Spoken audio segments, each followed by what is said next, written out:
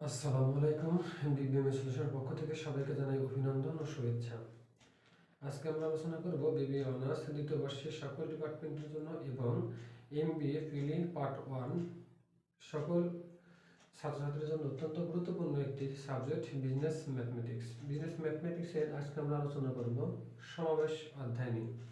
সমাবেশ শিখতে পূর্বে আমরা সূত্র এবং একটি প্রমাণ নিয়ে আলোচনা করছি। আজকে আমরা আলোচনা করব লিখিত অর্থাৎ ব্যবসায়িক প্রয়োগের অঙ্ক নিয়ে।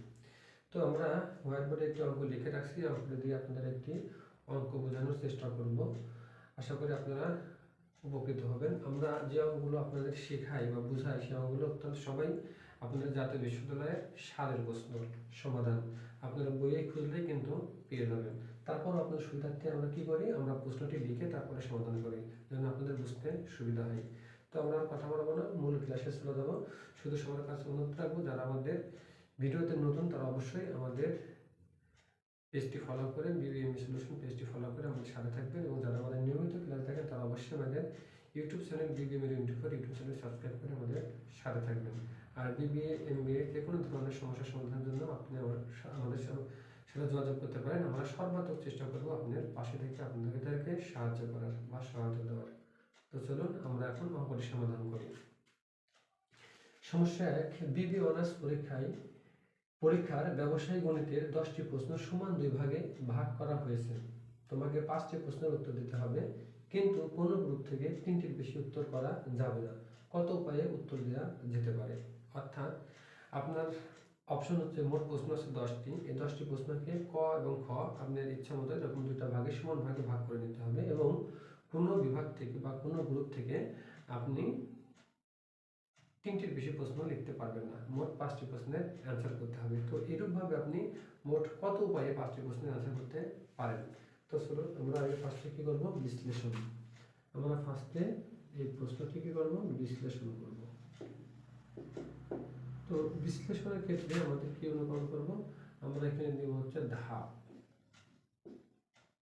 তারপরে ইচ্ছা মতো আমরা এখানে গ্রুপ সাজিয়ে দেব, অর্থাৎ ধরে নিলাম গ্রুপ এ। তারপরে আমরা ধরে নিলাম নিজেদের মতো করে আমরা ধরে নিলাম গ্রুপ বি। এখন আমাদের কথা হলো, আমাদের প্রত্যেকটি গ্রুপের প্রশ্ন থাকবে হচ্ছে 5টি করে। যেহেতু আমাদের সমান করে নিতে বলছে, সেহেতু তাহলে আমাদের প্রত্যেকটি প্রশ্ন থাকবে কয়টি করে, 5টি করে। এখন প্রথম ধাপ আপনি যদি অবলম্বন করেন, ধরেন প্রথম ধাপে আপনার যেহেতু 3টি বেশি প্রশ্ন লিখতে পারবেন না কোনো গ্রুপ থেকে, তাহলে আপনি যদি এখানে 3টি লেখেন, অর্থাৎ এই গ্রুপের 3টি লেখেন, তাহলে ওই গ্রুপের 2টি, তারপর আপনার 5টি। যদি দ্বিতীয়ভাবে আপনি অ্যান্সার করেন, দ্বিতীয় ধাপ, তাহলে এখানে যদি 2টি লেখেন তাহলে এখানে 3টি। এই 2টি উপায়ে আপনি অ্যান্সার করতে পারেন, তাছাড়া সম্ভব না। কেন? যদি আমি এখানে 4টি করি তাহলে 1টি, যেটা আমাদের অঙ্কের সত্যের পরিপন্থী। এখন অঙ্কে বলছে কি, তুমি সর্বোচ্চ কি করতে পারবো, 3টি দিতে পারবো। তাহলে এই গ্রুপ থেকে 3টি নিই, তাহলে ওই গ্রুপ থেকে 2টি, আবার এখান থেকে 2টা নিই, তাহলে ওখান থেকে 3টি। আমি ইচ্ছা করলে 4 বা 1 বা 1টা থেকে 5টা বা 4টি লিখতে পারবো না সত্য অনুসারে। তাহলে আমাদের বিশ্লেষণ এখানে শেষ, অর্থাৎ আমরা এখন সরাসরি অঙ্গে চলে যাবো। অর্থাৎ সুতরাং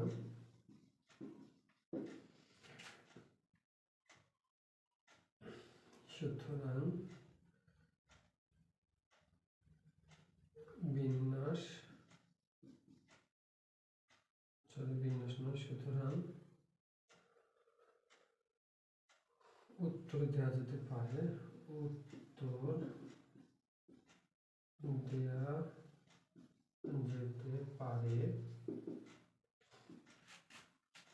প্রথমত 5C3, তারপরে কি 5C2,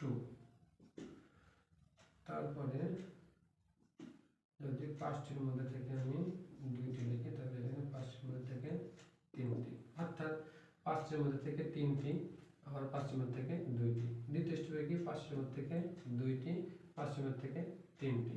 এই মানটা আমরা ক্যালকুলেটরে বের করতে পারি। তো ক্যালকুলেটর যদি আমরা বের করি, তাহলে দেখেন হবে হচ্ছে 10